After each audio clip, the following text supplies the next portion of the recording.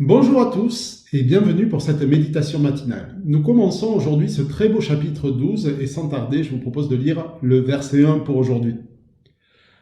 C'est pourquoi nous aussi, qui sommes entourés d'une si grande nuée de témoins, débarrassons-nous de tout fardeau et du péché qui nous cerne si facilement de tous côtés et courons avec endurance l'épreuve qui nous est proposée. Je ne sais pas si certains parmi vous ont déjà tenté un marathon ou un semi-marathon. À peu près tout le monde sait courir, mais peu de personnes savent courir longtemps. Courir demande beaucoup d'entraînement. Tout d'abord, le corps doit être habitué. Courir des milliers de pas est traumatisant pour les muscles et les articulations. Et ce n'est qu'avec beaucoup d'entraînement qu'on arrive à courir 2 jours de suite, par exemple, parce que les courbatures sont importantes en course à pied. Mais ce n'est pas tout. La respiration et le cœur doivent être habitués.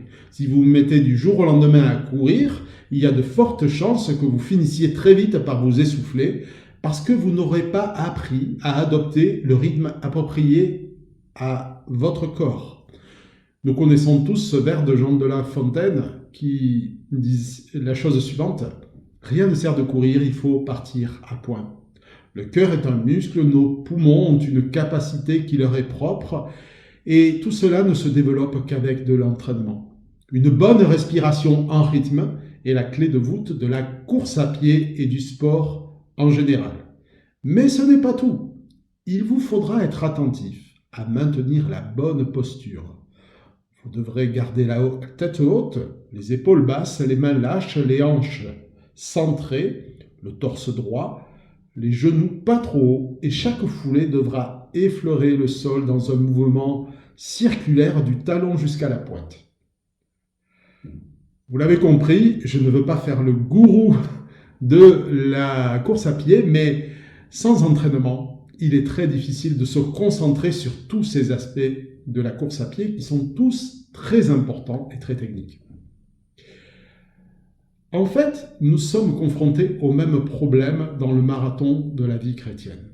Pendant que nous courons, nous pouvons perdre la posture appropriée en nous concentrant sur un seul des aspects de la foi. On peut passer par exemple beaucoup de temps à approfondir ses connaissances dans la parole de Dieu, mais ne laisser que peu ou pas de temps pour la prière. On peut être très impliqué dans la vie de l'Église, mais ne jamais amener d'un croyant par manque de temps pour discuter avec eux. On peut passer par exemple beaucoup de temps avec ses enfants en leur montrant beaucoup d'amour, mais ne jamais parler de sa foi ni ne prier avec eux. Bien faire une chose ne signifie pas que nous courons bien. Il y a une règle d'or dans la Bible, c'est que tout ce qui est écrit l'a été pour notre instruction. Et la liste des héros de la foi que nous venons de laisser derrière nous n'est pas là pour forcer notre admiration. Elle ne doit pas non plus nous décourager. En fait, cette nuée de témoins est là pour nous montrer comment courir le marathon de la foi. Car c'est à un même marathon que nous sommes invités à courir. Comment se débarrasser de ces fardeaux, des épreuves, des soucis que nous avons tous?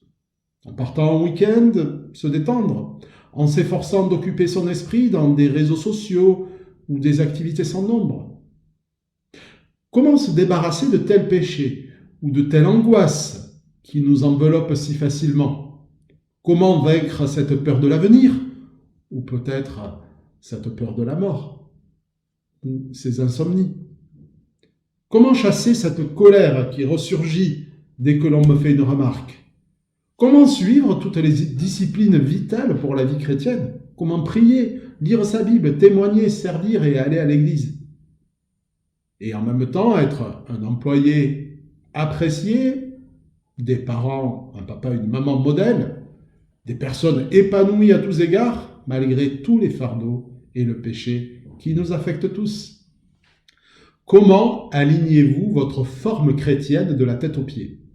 Certains gourous du marathon soutiennent que si votre regard est juste, tout le reste se met en place. Lorsque nos yeux regardent au bon endroit, le reste de notre corps s'aligne naturellement.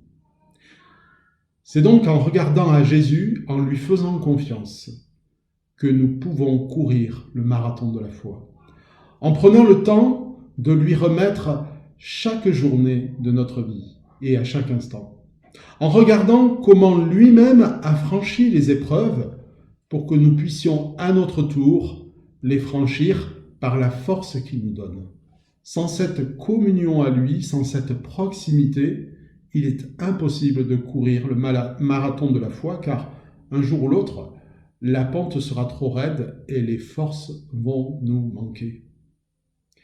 Courons avec endurance l'épreuve qui nous est proposée, mais faisons-le en regardant au bon endroit. Ni en arrière parce que c'était mieux avant, ni à côté parce que l'herbe est plus verte, mais les regards fixés sur Jésus, celui qui suscite notre foi et qui la porte à la perfection. Je vous souhaite une bonne journée sous le regard de notre Seigneur et en regardant à lui, et je vous dis à très bientôt.